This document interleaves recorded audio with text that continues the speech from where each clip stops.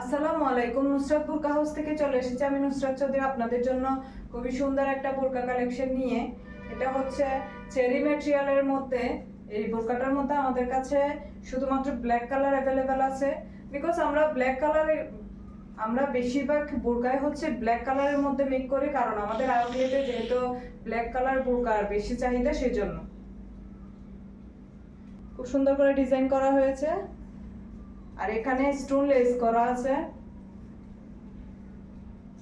খুব সুন্দর করে বক্সের মধ্যে এটা এই স্টিচটা করা হয়েছে। খুবই সুন্দর একটা ডিজাইন।